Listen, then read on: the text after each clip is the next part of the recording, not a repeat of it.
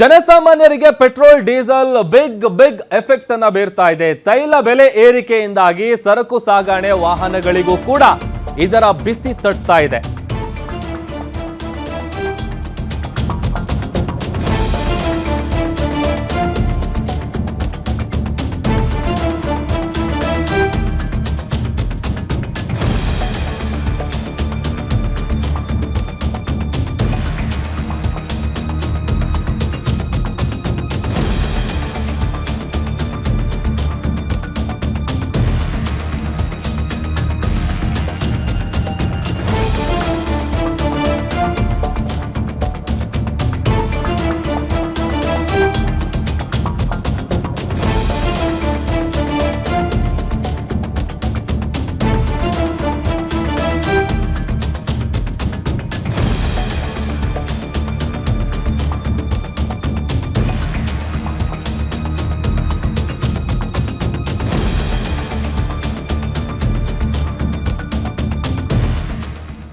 ಜನಸಾಮಾನ್ಯರಿಗೆ petrol diesel ದರ ಜಾಸ್ತಿ ಆಗಿರೋದು ಯಾವ ರೀತಿಯಾಗಿ ಎಫೆಕ್ಟ್ ಬೀರ್ತಾ ಇದೆ ಅಂತ ಹೇಳಿ ಗಮನಿಸ್ತಾ ಇದ್ದೀವಿ. ತೈಲ ಬೆಲೆ ಏರಿಕೆಯಿಂದಾಗಿ ಸರಕು ಸಾಗಣೆ ವಾಹನಗಳಿಗೂ ಕೂಡ ಬಿಸಿ ತಟ್ತಾ ಇದೆ. ಸರಕು ಸಾಗಣೆಯ ಬೆಲೆ ಜಾಸ್ತಿ ಮಾಡ್ತಾರ ವಾಹನ ಮಾಲೀಕರು? ಹಾಗಾದ್ರೆ ಸಗಟು ವ್ಯಾಪಾರಿಗಳು, ಚಿಲ್ಲರೆ ವ್ಯಾಪಾರಿಗಳಿಗೆ ದೊಡ್ಡ ಹೊಡೆತ ನೀಡ್ತಾ ಇದೆ. ಸದ್ಯದಲ್ಲೇ ಟೊಮ್ಯಾಟೊ, ಈರುಳ್ಳಿ, ಆಲೂಗೆಡ್ಡೆ ಬೆಲೆ ಕೂಡ ಜಾಸ್ತಿ ಆಗುತ್ತೆ ಅಂತ ಹೇಳಲಾಗ್ತಾ ಇದೆ.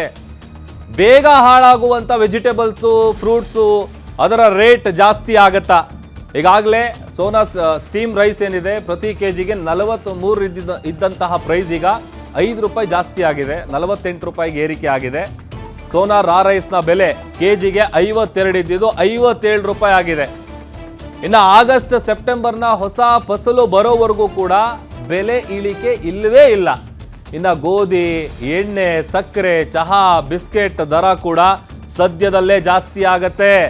ರೆಸ್ಟೋರೆಂಟ್ಗಳಲ್ಲೂ ಕೂಡ ಈಗ ಆಲ್ರೆಡಿ ಆಹಾರದ ಬೆಲೆಯನ್ನ ಏರಿಕೆ ಮಾಡುವಂತಹ ಸುಳಿವು ಸಿಗ್ತಾ ಇದೆ. ಇನ್ನು ಡನ್ಸೋ, ಜೆಪ್ಟೋ, ಪೋರ್ಟರ್ ಇದೆಲ್ಲದರ ರೇಟ್ ಕೂಡ ಜಾಸ್ತಿ ಆಗುವಂತ ಭೀತಿ ಇದೆ. ಬಿಕಾಸ್ ಇದೆಲ್ಲ ಒಂದು ಚೈನ್ ಲಿಂಕು. ಪೆಟ್ರೋಲ್ ಡೀಸೆಲ್ ಜಾಸ್ತಿ ಆಯಿತು ಅಂತಂದ್ರೆ ಅಲ್ಲಿಗೆ ಟ್ರಾನ್ಸ್ಪೋರ್ಟೇಷನ್ ಕೂಡ ಜಾಸ್ತಿ ಆಗುತ್ತೆ. ಆಮೇಲೆ ತರಕಾರಿಗಳ ಬೆಲೆ ಜಾಸ್ತಿ ಆಗುತ್ತೆ. ಆಮೇಲೆ ರೇಷನ್ ಐಟಮ್ಗಳೇನಿರುತ್ತೆ ಪ್ರತಿಯೊಂದು ಜಾಸ್ತಿ ಆಗುತ್ತೆ. ಈಗ ಆಲ್ರೆಡಿ ಯುದ್ಧ ಆರಂಭ ಆದ ಸ್ಟಾರ್ಟಿಂಗ್ನಲ್ಲಿ ಏನು ಗ್ಯಾಸ್ ಎಮರ್ಜೆನ್ಸಿ ಶುರುವಾಗಿತ್ತು, ಆಗ ಅಡುಗೆ ಮಾಡ್ಕೊಳ್ಬೇಕು ಅಂತೇಳಿ ಎಲ್ಲ ಇದ್ರೂ ಗ್ಯಾಸ್ ಇರ್ತಾ ಇರಲಿಲ್ಲ. ಬಟ್ ಈಗ ಗ್ಯಾಸು ಇಲ್ಲ, ಈ ಕಡೆ ಊಟನೂ ಮಾಡೋಂಗಿಲ್ಲ, ಗಾಡಿಗೆ ಪೆಟ್ರೋಲ್ ಹಾಕ್ಸಂಗಿಲ್ಲ, ಡೀಸೆಲ್ ಹಾಕ್ಸಂಗಿಲ್ಲ, ಹೊರಗಡೆನೇ ಬರೋಂಗಿಲ್ಲ. ಜನ ಏನು ಮಾಡ್ಬೇಕಂಗಾದ್ರೆ ಮಣ್ಣು ತಿನ್ಬೇಕಾ? ಇದು ಜನ ಕೇಳ್ತಾ ಇರುವಂಥ ಪ್ರಶ್ನೆ. ಮತ್ತಷ್ಟು ಡೀಟೇಲ್ಸ್ ಕೊಡ್ತಾರೆ ನಮ್ಮ ಮೆಟ್ರೋ ಬ್ಯೂರೋ ಹೆಡ್ ಉಲ್ಲಾಸ್ ದೂರವಾಣಿ ಸಂಪರ್ಕದಲ್ಲಿ ಜಾಯ್ನ್ ಆಗಿದ್ದಾರೆ. ಉಲ್ಲಾಸ್, ಒಂದ್ ಕಡೆ ಈಗ ದುಬಾರಿ ದುನಿಯಾ ಏನು ದಿನದಿಂದ ದಿನಕ್ಕೆ ಜಾಸ್ತಿ ಆಗ್ತದೆ, ಅದರಲ್ಲೂ ಪೆಟ್ರೋಲ್ ಡೀಸೆಲ್ ರೇಟ್ ಜಾಸ್ತಿ ಆಗಿರೋದು ಒಂದು ರೀತಿ ಚೈನ್ ಲಿಂಕ್ ಇದ್ದಂಗೆ. ಎಲ್ಲವೂ ಜಾಸ್ತಿ ಆಗ್ತಾ ಹೋದ್ರೆ ಜನ ಜೀವನ ನಡೆಸೋದು ಹೆಂಗೆ ಅಂತ? ಪ್ರಭು, ಈಗಿನ ದುಬಾರಿ ದುನಿಯಾದಲ್ಲಿ ಜನಸಾಮಾನ್ಯರು, ಅದರಲ್ಲೂ ಮಧ್ಯಮ ವರ್ಗದ ಮತ್ತೆ ಕೆಳವರ್ಗದ ಜನರು ಜೀವನವನ್ನ ನಡೆಸೋದೇ ಕಷ್ಟ ಅನ್ನುವಂತ ಒಂದು ಪರಿಸ್ಥಿತಿ ನಿರ್ಮಾಣ ಆಗಿದೆ. ಒಂದ್ ಕಡೆ ಕಮರ್ಷಿಯಲ್ ಸಿಲಿಂಡರ್ ಬೆಲೆ ಏರಿಕೆಯಿಂದ ಈಗಾಗಲೇ ಹೋಟೆಲ್ ಬೆಲೆಯಲ್ಲಿ 10-15% ಹೆಚ್ಚಳವನ್ನ ಮಾಡುವಂತ ಕೆಲಸ ಆಗಿತ್ತು.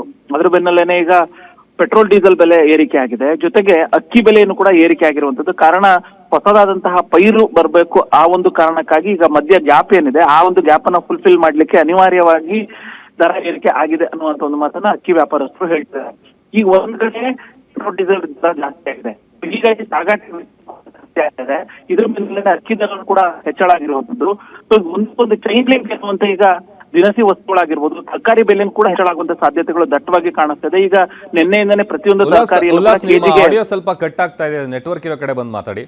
ಪ್ರಭು, ಈಗ ಆಗಲೇ ದುಬಾರಿ ದುನಿಯಾದಲ್ಲಿ ಜನಸಾಮಾನ್ಯರು, ಅದರಲ್ಲೂ ಮಧ್ಯಮ ವರ್ಗದ ಜನರು ಬದುಕೋದೇ ಕಷ್ಟ ಅನ್ನುವಂತ ಒಂದು ಸ್ಥಿತಿ ನಿರ್ಮಾಣ ಆಗಿದೆ. ಈಗಾಗಲೇ ಪೆಟ್ರೋಲ್ ಡೀಸೆಲ್ ದರ ಏರಿಕೆ ಆಗಿದೆ. ಇದಕ್ಕೆ ಹೊಂದ್ಕೊಂಡಂತೆ ಅಕ್ಕಿ ಬೆಲೆನೂ ಕೂಡ ಏರಿಕೆ ಆಗಿದೆ. ಕಾರಣ ಹೊಸದಾದಂತಹ ಪೈರು ಬರ್ಲಿಕ್ಕೆ ಕಾಲಾವಕಾಶ ಇರೋದ್ರಿಂದ ಇನ್ನು 2-3 ತಿಂಗಳು ಇದೇ ರೀತಿಯಾದಂತ ಒಂದು ದರ ಇರುತ್ತೆ. ಹೀಗಾಗಿ ಈಗ ಸಾಗಾಟ ವೆಚ್ಚನೂ ಕೂಡ ಜಾಸ್ತಿ ಆಗುತ್ತೆ. ಅಕ್ಕಿ, ಬೇಳೆ, ಎಣ್ಣೆ, ತೊಗರಿ ಬೇಳೆ ಇವೆಲ್ಲವೂ ಕೂಡ ಏರಿಕೆ ಆಗುವಂತ ಸಾಧ್ಯತೆಗಳು ದಟ್ಟವಾಗಿ ಕಾಣ್ತಾ ಇದೆ. ಇದ್ರ ಬೆನ್ನಲ್ಲೇ ತರಕಾರಿ ಬೆಲೆನೂ ಕೂಡ ಜಾಸ್ತಿ ಆಗ್ತಿದೆ. ನಿನ್ನೆಯಿಂದ ಪ್ರತಿಯೊಂದು ತರಕಾರಿ ಬೆಲೆಯಲ್ಲೂ ಕೂಡ ಕನಿಷ್ಠ 5-6 ರೂಪಾಯಿ ಜಾಸ್ತಿ ಆಗುವಂತ ಸಾಧ್ಯತೆಗಳಿದಾವೆ.